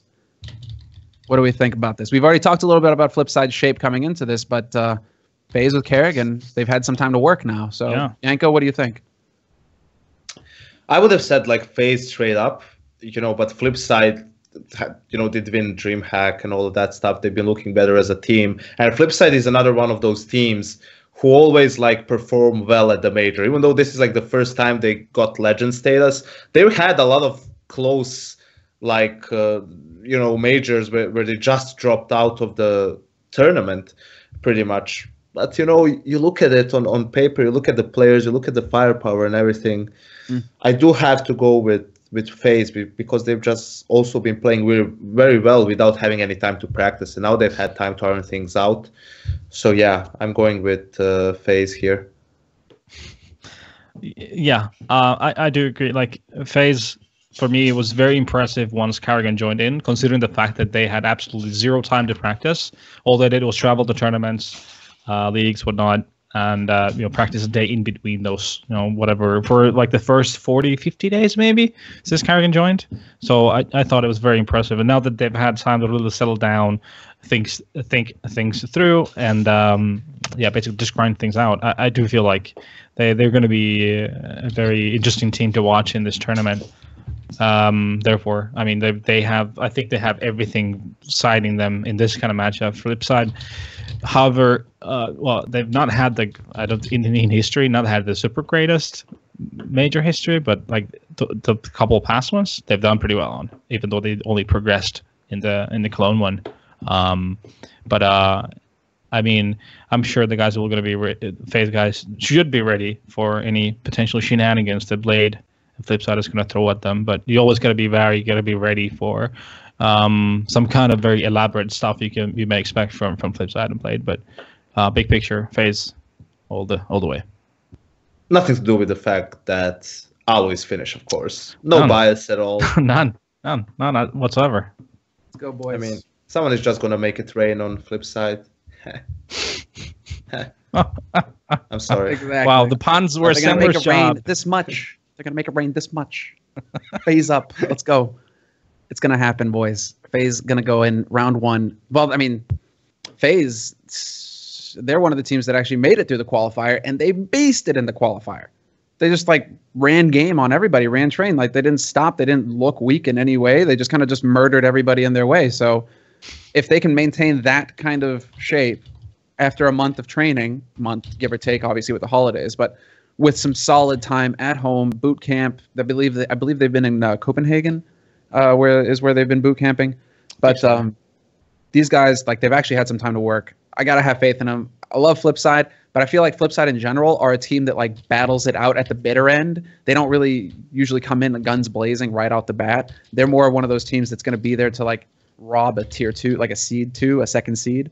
And so right off the bat, I think that FaZe are going to come into this match and just not murder them, but I think it's going to be FaZe eking out the win. We'll put it that way, eking out the win. So, boom. Let's go. Boys, I think that's it. It's been actually a much longer show than I thought it would be. Thank you so much for being patient and putting up with my shenanigans, but also sharing your insight, giving us your time this afternoon. But this is going to be it. Sunday, it all starts, guys. In case you're just tuning in, Sunday is the major. We're starting round 1 of the group stages. And it's been a long wait, but it's finally here. On that note, do you guys have anything you'd like to say to close the show? Shout outs, anything like that? Have fun at the major. I think that I'll be doing like the same thing I was doing for the qualifier with starting up the stream the day after and just going over some of the most interesting games that happen pretty much. So if you guys want to, you can tune into that. I'll post it on Twitter when I. If you follow Room on Fire, we'll be hosting it as well. So if you basically follow us on social, follow on YouTube, follow on all of that. We'll be like rebroadcasting everything that Yanko puts out throughout the tournament. Same thing if Natu is going to do any kind of content that builds on the major. So be sure to follow the hub stuff, and we'll be spreading all of that for sure. Yeah, I think next week is going to be all about, starting off Sunday, it's going to be all about the major. Planning on doing streaming, and obviously I think goes without saying, those games are going to be touched upon. So, yeah, just enjoy, have fun, Semmler. I mean, it's going to be, I think I'm going to enjoy it for sure. It's always major is a major. It's super fun to watch. And I can't wait to see what Turner has in store for the tournament. I mean, Eleague has been awesome in terms of production and everything, so I'm sure they have some stuff up their sleeves for the major. Awkward silence. No, Semmler, not at all. No, I mean, I definitely think. I just think it's a crime that we weren't able to get more people at the major, but sometimes that's just the way it goes. So 3 pairs of casters, 2 analysts, Kappa Prime. All right. Be sure, guys, if you're tuning in, be sure to follow everything on social. We'll be pushing all that. Yanko's stream, when he does do it, definitely worth watching. I imagine you'll be doing it at a time when it's not going to be conflicting with the games, and so like you need more CS early time. Yeah. Boom. And I mean, we should figure out. I think it's you're loading the VODs to your channel or to Room on Fire for YouTube. Mine. All right, so we'll push that as well, guys. So be sure to follow Yanko's YouTube for the VODs. And so thanks to both of you guys, and that's going to be it for this episode of State of CS. I don't think that we'll be doing another episode next week. We might, if we do anything though, it will be posted on Twitter, it'll be posted on the YouTube, it'll be posted everywhere. So be sure to hit the follow buttons and all that.